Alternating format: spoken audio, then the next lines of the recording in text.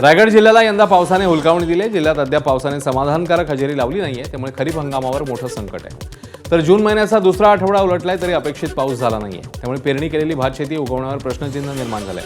दुसरीकडे कोंब आलेली पेरणीची शेती सुकून जातीये, त्यामुळे शेतकरी वर्ग चिंतेत आहे। त्यामुळे भाताचं कोठार समजलं जाणाऱ्या या जिल्ह्यामध्ये यंदा भात शेती करणाऱ्या शेतकऱ्यांचा बियाणं आणि शेतीवर गेलेला खर्च वाया जाण्याची शक्यता आहे।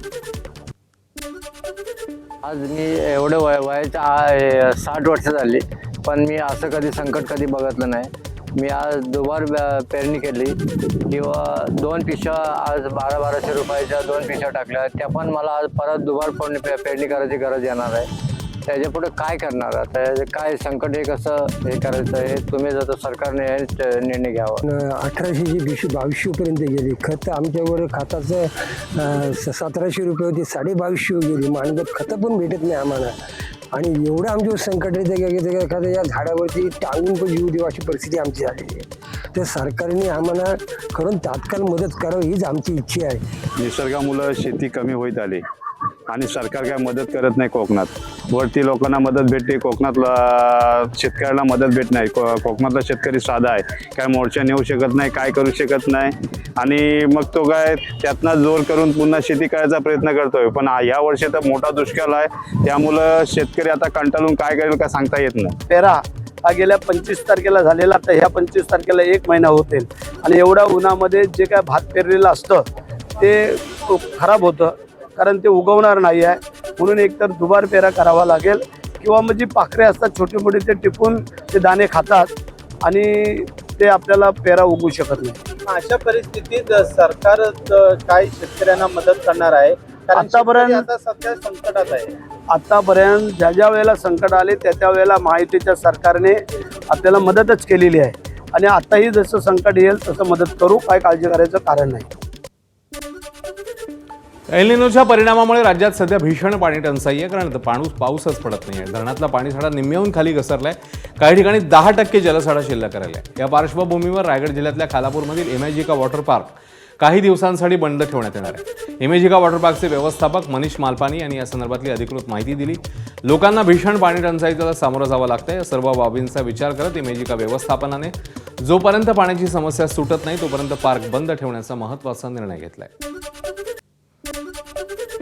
20 जून उजाडला तरी परभणी जिल्ह्यात अद्याप दमदार पावसाची प्रतीक्षा कायम आहे। पावसाअभावी शेतकऱ्यांच्या चिंतेमध्ये दिवसेंदिवस वाढ होतीये।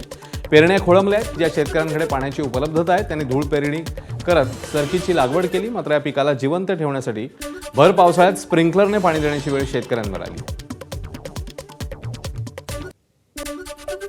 नाशिकच्या गिरणा धरणातून आज सकाळी 6 वाजल्यापासून 2000 क्युसेक वेगाने नदीपात्रात पाणी सोडण्यात आलं।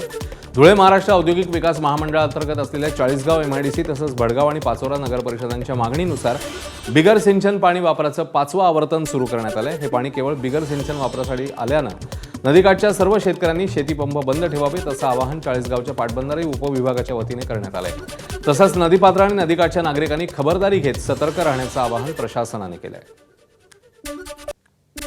अहिल्यानगर जिल्ह्यामध्ये सध्या 161 गावातल्या 877 वाड्या वस्त्यांवर 151 टँकरद्वारे पाणी पुरवठा केला जातोय। पाऊस लांबल्यास या संख्येमध्ये वाढ होण्याची शक्यता आहे, त्यामुळे 30 सप्टेंबरपर्यंत उपलब्ध पाणीसाठा राखीव ठेवण्याच्या सूचना संबंधित विभागांना देण्यात आल्या आहेत, अशी माहिती पालकमंत्री राधाकृष्ण विखे पाटील यांनी दिली आहे। सोबतच गावोगावी टँकरने पाणी पुरवठा केला जात असताना गावातील विहिरीत न टाकता त्या गावांना लोकसंख्येच्या नुसार पाण्याच्या टाक्या उपलब्ध करून त्यात पाणी टाकण्याचं नियोजन करण्यात आलंय। राज्यात पहिल्यांदाच असा प्रयोग अहिल्यानगर जिल्ह्यामध्ये करण्यात येणार आहे। पाण्याचा जो उपसा जेवढा आहे धरणातून बॅकवॉटरमधून तात्काळ थांबवण्याच्या सूचना दिलेल्या आहेत। टँकर देताना टँकर वेळापत्रक सुद्धा तयार करून गावोगावी ते देताना आपण GPS ट्रॅकिंग आहे टँकरला, पण वेळापत्रक प्रमाणे टँकर गावात गेले पाहिजे। बहुतांशी ठिकाणी वाड्या वस्त्यावर आता टँकरचं पाणी विहिरीत टाकायचं नाही। इथं वॉटर सप्लाय स्कीम आहे, विहिरीत पाणी टाकल्यामुळे तिथून पाणी उचलता येईल, टाकी भरता येईल आणि मग डिस्ट्रीब्यूट करता येईल। तो फक्त त्याला आपोआप राहील, मात्र पाणी शेंदून जे काढावं लागतं ते होणार नाही। तिथं सगळ्या ठिकाणी आता पाण्याच्या टाक्या उपलब्ध करा म्हटलं तुम्हाला।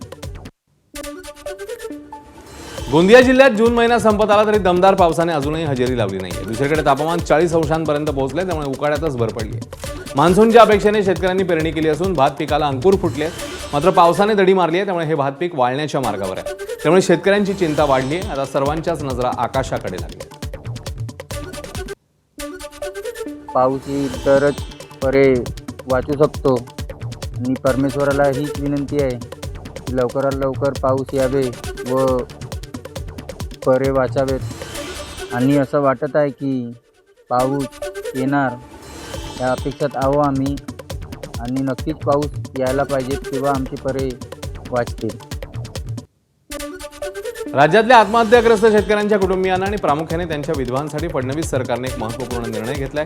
आत्महत्याग्रस्त शेतकरी विधवांच्या महिला बचत गटांना आता विविध व्यवसाय आणि लागवडीसाठी अव्यवहारित शासकीय जमीन केवळ ₹1 नाममात्र दराने वापराकरता उपलब्ध करून दिली जाणार आहे. या जमिनीवर चारा लागवडीसाठी 3 वर्ष तर बांबू लागवडीसाठी 10 वर्षापर्यंत परवानगी दिली जाईल. तर नर्सरी उभारणी आणि अपारंपरिक ऊर्जा स्रोतांसाठी आवश्यक कच्च्या मालाचं उत्पादन देखील घेता येणार आहे. जिल्हाधिकारी तहसीलदारामार्फत जमिनींची निश्चिती करणार असून माविम उमेदच्या महिला बचत गटांसह ग्रामसंघांनाही योजनेचा लाभ मिळणार आहे.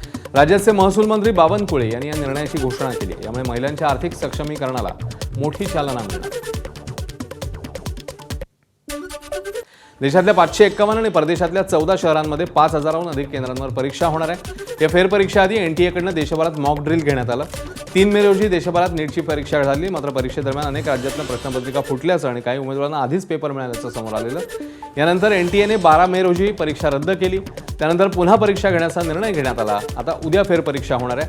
या परीक्षेसाठी 2 लाख कर्मचारी, 674 सिटी कोऑर्डिनेटर आणि 6669 निरीक्षक नियुक्त करण्यात आले आहेत. एनटीए मार्फत उद्या होणाऱ्या नीट यूजी 2026 परीक्षेकरता लातूर जिल्हा प्रशासनाने तयारी पूर्ण केली आहे. तर गेल्या वर्षीच्या नीट पेपरफुटी प्रकरणानंतर यंदा परीक्षा पूर्णपणे पारदर्शक आणि सुरक्षितपणे वातावरणात पार पडावी यासाठी विशेष खबरदारी घेण्यात आली आहे. मुख्यमंत्री फडणवीस यांनी पुणे आणि लातूर या संवेदनशील केंद्रांवर विशेष लक्ष ठेवण्याचे निर्देश दिल्यावर प्रशासनाने तयारीला अधिक वेग दिलाय. जिल्हाधिकारी डॉक्टर भारत बास्तेवाड यांनी लातूर शहरातील विविध परीक्षा केंद्रांना भेट देत तयारीचा आढावा घेतला. सुरक्षेच्या दृष्टीने लातूर इथल्या पुरणमल लाहोटी पॉलिटेक्निक महाविद्यालयात पोलिसांकडून मॉक ड्रिल घेण्यात आले.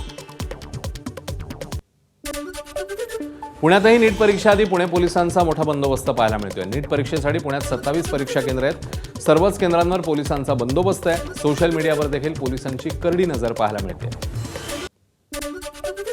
मुंबईच्या एमडी कॉलेजमध्ये नीट फेरपरीक्षा होणार आहे. या कॉलेजची पोलिसांनी पाहणी केली. नीट फेरपरीक्षेआधी प्रशासनाकडून खबरदारी घेण्यात येते.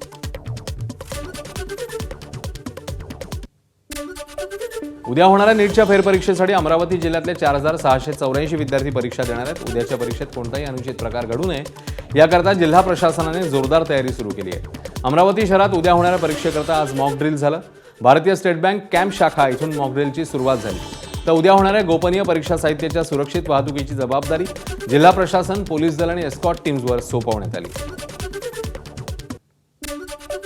उद्या होणाऱ्या नीट परीक्षेकरता अकोल्यात जिल्हा प्रशासनाने जय्यत तयारी केली. जिल्ह्यामध्ये एकूण 17 केंद्रांवर परीक्षा होणार आहे. यातील 14 केंद्र अकोला शहरात तर 3 परीक्षा केंद्र मूर्तिजापूर शहरात असणार आहेत. एकूण 6538 विद्यार्थ्यांनी परीक्षेसाठी आपली नोंदणी केली आहे. 2 दिवसांपूर्वीच नीटच्या प्रश्नपत्रिका वायुदलाच्या विशेष विमानाने अकोल्यात आल्या. उद्याच्या परीक्षेच्या पार्श्वभूमीवर आज अकोल्यातल्या शिवाजी महाविद्यालयात परीक्षा केंद्रावर पोलिसांनी मॉक ड्रिल केलं.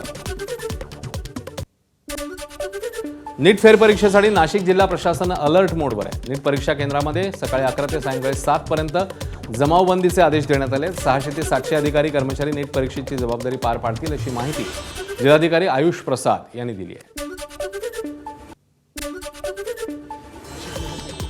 व्यवस्थितपणे पारदर्शकपणे परीक्षाची प्रक्रिया पार पडेल याची आपण परिपूर्ण प्रयत्न करतो. सर, परीक्षा केंद्राच्या परिसरामध्ये जमावबंदीचे आदेश लागू करण्यात आले. त्या गोष्टी पोलीस विभागाच्या माध्यमातून करण्यात आलेल्या. त्यांनी त्या ठिकाणी काही जे जो झेरॉक्स सेंटर्स असेल या इतर गोष्टी असेल त्या ठिकाणी पण त्यांनी लक्ष दिलेलं आहे. विभिन्न गोष्टी पोलीस विभागाने केलेल्या आहे. तो प्रत्येक गोष्टीची खबरदारी या ठिकाणी घेण्यात येते. अहिल्यानगर जिल्ह्यात 12 परीक्षा केंद्रांवर 5385 विद्यार्थी परीक्षा देणार आहेत. एनटीएच्या मार्गदर्शक सूचनांनुसार सर्व परीक्षा केंद्रांवर आवश्यक त्या पायाभूत सुविधा उपलब्ध करून देण्यात आल्या. नीट पेपरफुटी प्रकरणानंतर रद्द झालेली नीट परीक्षा उद्या पुन्हा घेतली जाणार आहे. नाशिकच्या मालेगावात 3 परीक्षा केंद्रावर एकूण 2051 विद्यार्थी परीक्षा देणार आहेत. परीक्षेच्या पार्श्वभूमीवर अपर जिल्हाधिकारी, अपर पोलीस अधीक्षक, तहसीलदार यांच्यासह विविध विभागाच्या अधिकाऱ्यांनी परीक्षा केंद्रांना भेट देत प्रत्यक्ष पाहणी केली. परीक्षा शांततापूर्ण, पारदर्शक आणि सुरळीत वातावरणात पार पडावी याकरता सुरक्षा व्यवस्थेसह आवश्यक सर्व सुविधा उपलब्ध करून देण्यात आल्या. तसंच कोणताही अनुचित प्रकार घडू नये याकरता प्रशासनाकडून चोख बंदोबस्त ठेवण्यात येणार असल्याची माहिती अधिकाऱ्यांनी दिली. वैद्यकीय शिक्षणासाठी घेण्यात येणाऱ्या नीट परीक्षेसाठी छत्रपती संभाजीनगर जिल्हा सज्ज आहे. जिल्ह्यातील 50 परीक्षा केंद्रांवर तब्बल 17,734 विद्यार्थी परीक्षेला बसणार आहेत. यापैकी 47 केंद्र शहरात, 3 केंद्र ग्रामीण भागात आहेत. परीक्षा सुरळीत, पारदर्शक आणि गैरप्रकार मुक्त वातावरणात पार पडावी याकरता जिल्हा प्रशासन, पोलीस विभाग, महसूल विभाग आणि राष्ट्रीय परीक्षा संस्था अर्थात NTA यांच्याकडनं विशेष नियोजन करण्यात आलंय. परीक्षेच्या पार्श्वभूमीवर महसूल, पोलीस आणि NTAच्या संयुक्त विद्यमाने मॉक ड्रिल होणार आहे. सर्व यंत्रणा सज्ज असल्याची माहिती NTA कोऑर्डिनेटरकडनं देण्यात आली आहे.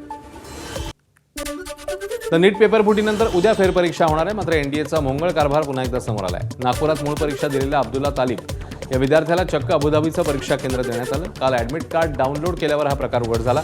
विद्यार्थ्याचे वडील डॉक्टर मोहम्मद तालिब यांनी तातडीने NTAच्या हेल्पलाईनवर संपर्क साधला. NTAने चूक दुरुस्त करत अब्दुल्लाला नागपूरच्या अजनी इथल्या PM श्री केंद्रीय विद्यालयात परीक्षा केंद्र दिलं आणि नवं ॲडमिट कार्ड जारी केलं. ABP माझानेही सकाळी बातमी दाखवली आणि त्यानंतर NTAने याची तातडीने दखल घेतली. ही घटना घडल्यानंतर तो स्ट्रेसमध्ये आहे.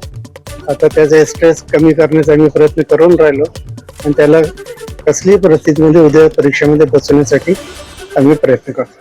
आपण यापूर्वी लिगल ऍक्शन घेण्यासंदर्भात बोललो होता. आता सुधारणा करण्यात आली आहे. आता काही तुमची आता काही जरूरतच नाही, लिगल ऍक्शनची काही जरूरत नाही, कारण त्याने आमची ऍप्लिकेशनला मान देऊन ते चेंज केलेलं आहे.